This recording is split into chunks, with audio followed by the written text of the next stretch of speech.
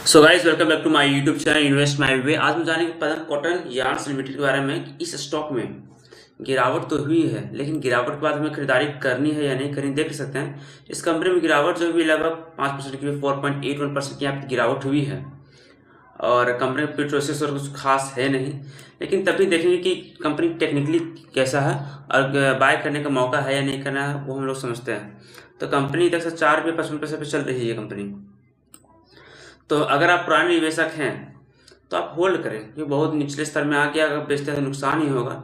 लेकिन in case अगर आप नए निवेशक हैं या फिर खरीदना चाहते हैं अभी, तो आप थोड़ा सा वेट कर सकते हैं और वेट करने के बाद हमें बाय करनी चाहिए इस लाइन में, इस प्राइस में हमें खरीदारी करनी चाहिए। जब ये 5 रुपये 28 पैसे चला आएगा ना, तब हमें खरीदारी का सोचना चाहिए।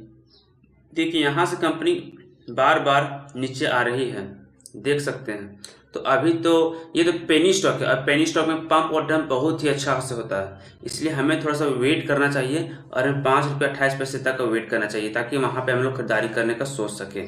ठीक है, उससे पहले बिल्कुल भी ना, क्योंकि उससे नीचे अगर ध्यान से देखें यहाँ पर, उससे अगर नीचे अगर ध्यान से देखा जाए तो यहाँ पर ये जो स्टॉक है, ठीक है, ये जो स्टॉक है कितनी बार यहीं पे कैंडल बना के यहीं पे रह चुका है, ठीक है, और यहाँ से निकलने की कोशिश भी नहीं कर पा रहा। इसीलिए हमें वेट करना चाहिए कि 5 रुपये 19 पैसे से ऊपर जब चला जाए 5 रुपये 28 पैसे में हमें बाय कर लेनी चाहिए, अगर आप नए निवेशक हैं तो।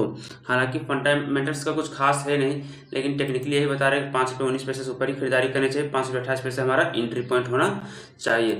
तो फर्स्ट पॉइंट अगर एंट्री पॉइंट वहाँ अगर हमारा होगा अच्छा तरह से, तो हम लोग आसानी से इसे अगर सेल कर सके, मतलब 5 रुपये 60 पैसे में इसको बेच सकते हैं। फर्स्ट टारगेट हमारा जो होगा 5 रुपये 60 पैसे का, और सेकेंड टारगेट जो है हमारा यहाँ से होगा 6 रुपया 43 पैसे। ये तो अच्छा खासा टारगेट हमारे अचीव हो सकते हैं। अगर ये 5 रुपये 28 पैसे को क्रॉस कर दे तो तभी हमें बाइक करनी चाहिए, और हमारा 5 रुपये 60 पैसे ये फर्स्ट टारगेट होगा, सेकंड टारगेट होगा 6 रुपये 43 पैसे का।